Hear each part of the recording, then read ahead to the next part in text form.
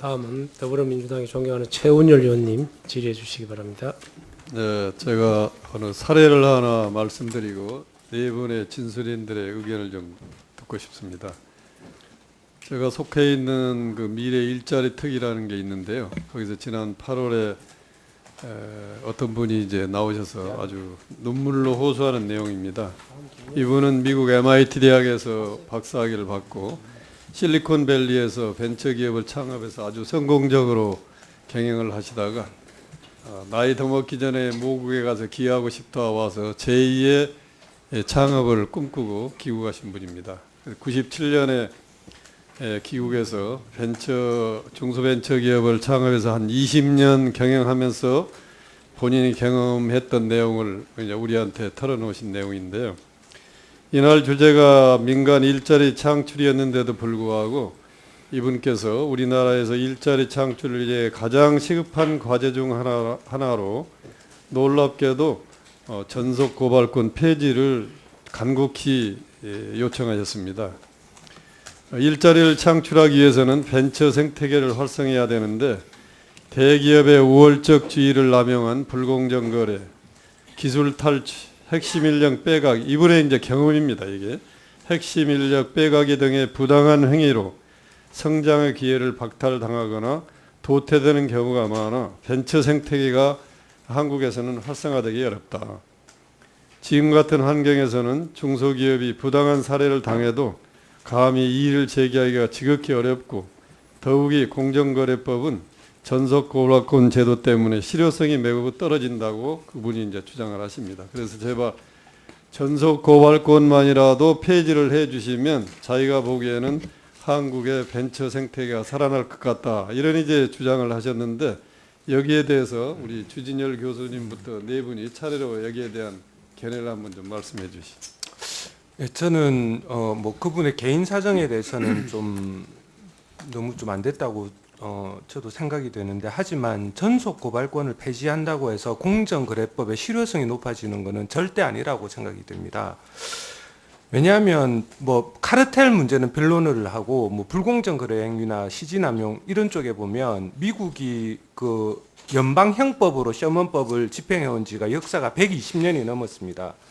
그런데 왜 미국 연방법무부가 하드코어 카르텔을 제외한 나머지 행위들에 대해서는 형사 기소 자체를 안 할까요? 그거는 게을러서도 아니고 그만큼 하드코어 카르텔을 제외한 나머지 행위는 이게 경쟁을 열심히 하는 과정에서 나타나는 부작용인지 아니면 경쟁을 제한하는 행위인지 이거를 뚜렷하게 구별하기가 어렵기 때문에 그렇게 되는 것입니다. 즉, 근데 그런 사례에 있어서는 아까 뭐 핵심 인력을 빼갔다. 그런데 이제 스카우트 돼가는 사람 입장에서는 스타트업 기업에서 연봉 조금 받는 것보다 더 많은 데서 연봉을 주겠다 하면 당연히 그 돈을 받고 가는 것이죠. 그런데 이게 물론 스타트업 기업에서는 이제 핵심 인력을 빼간다 이제 이렇게 생각할 수도 있는데, 그러니까 이런 행위도 아니 오히려 핵심 인력 빼가지 못하게 한다면 그 근로자 입장에서는 아니 내가 더 연봉을 많이 받고 가고 싶은데 왜 공정거래법으로 내가 못 가나, 또 이런 또 문제가 발생할 수 있는 것이죠.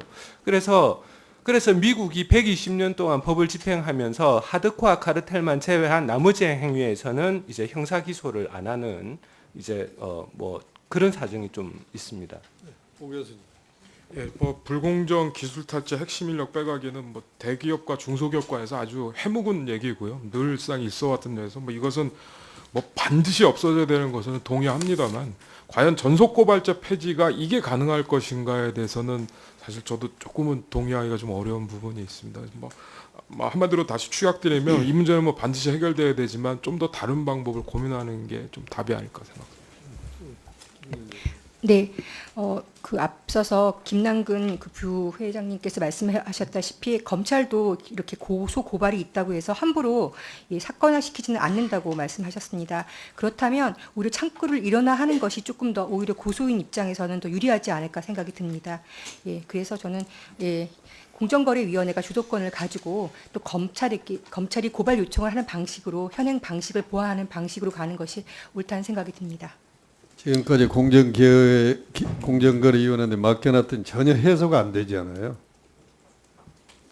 김변. 예. 뭐 현실을 보면 딱 답이 나온다고 생각이 드는데 공정거래위원회 가면 사건이 1년이 넘습니다.